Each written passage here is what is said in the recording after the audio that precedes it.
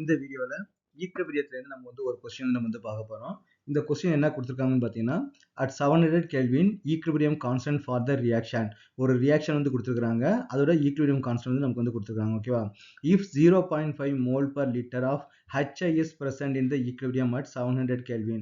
அப்ப நம்ம இந்த ஈக்குவிலிபிரியத்துல வந்து நமக்கு என்ன கொடுத்திருக்காங்கன்னா, HI வந்து எவ்வளவு கான்சன்ட்ரேஷன் கொடுத்திருக்காங்க. அப்பங்க நமக்கு மூணு சப்ஸ்டன்ஸ் வந்து இருக்குது. ஹைட்ரஜன் இருக்குது, அயோடின் இருக்குது, HI வந்து இருக்குது.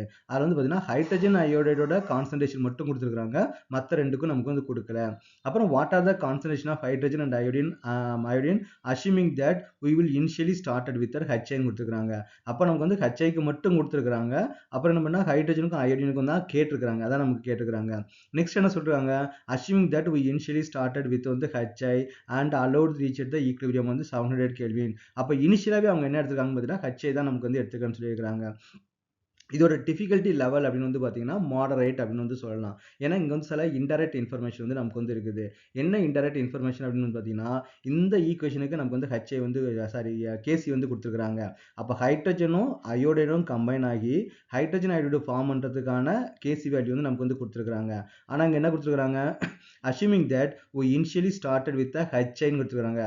அப்போ HI தான் இனிஷியலாக எடுத்துருக்காங்க அப்படின்னா அப்போ நமக்கு வந்து இங்கே வந்து ரிவர்ஸ் ரியாக்ஷன் வந்து நம்ம வந்து கன்சிடர் பண்ணணும். அப்போ இனிஷியலாக HI எடுத்துருக்காங்க.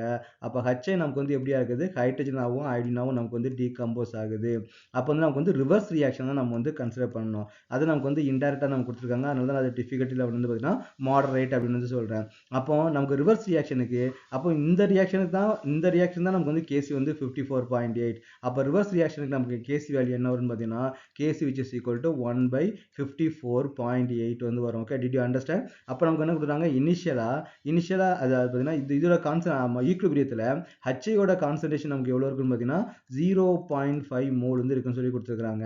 அப்போ நமக்கு என்ன ஆகும் பார்த்தீங்கன்னா ஹைட்ரஜன் நமக்கு எது எவ்வளோன்னு கொடுக்கல, எக்ஸ்னு வச்சுப்போம். அயோடின் வந்து நமக்கு எவ்வளோன்னு கொடுக்கல, எக்ஸ்னு வச்சுப்போம். அப்போ what is the KC value? KC value which is equal to product concentration இது போய் ரியாக்டன்ட் கான்சன்ட்ரேஷன் இல்லையா? அப்போ x/2 ஏன்னா 2 x வந்து இருக்குது இல்லையா, divide by 0.5 the whole power 2. ஏங்க நம்ம 2 போடுறோம், 2க்கு வந்து கோஎஃபிஷியன்ட் வந்து நமக்கு வந்து இருக்குது. ஹைட்ரஜன் அயோடுக்கு கோஎஃபிஷியன்ட் வந்து நமக்கு வந்து 2ன்னு இருக்குது. அதனால் நம்ம என்ன பண்ணுறோம்னா கேசிக்கு வந்து நமக்கு வந்து ஹைட்ரஜன் அயோடோட கான்சன்ட்ரேஷனுக்கு நம்ம வந்து பவர் வந்து நம்ம வந்து 2 போடுறோம். இப்போ நம்ம வந்து கேசியோட வேல்யூ நம்ம வந்து சப்ஸ்டிட் பண்ணுவோம். What is the value of the KC? 1 divided by 54.8 which is equal to x square divided by 0.5. 0.5 நமக்கு வந்து மல்டிபிள் பண்ணா நமக்கு என்ன கிடைக்கும், 0.25 வந்து நமக்கு வந்து கிடைக்கும் இல்லையா? அப்போ what is the X square value? அப்போ x/2 அப்போ x/2 which is equal to நமக்கு என்ன வரும்னு பார்த்தீங்கன்னா 0.25 டிவைட் பை நம்ம நியூமரேட்டர் வந்து நமக்கு வந்து போயிடும் இல்லையா?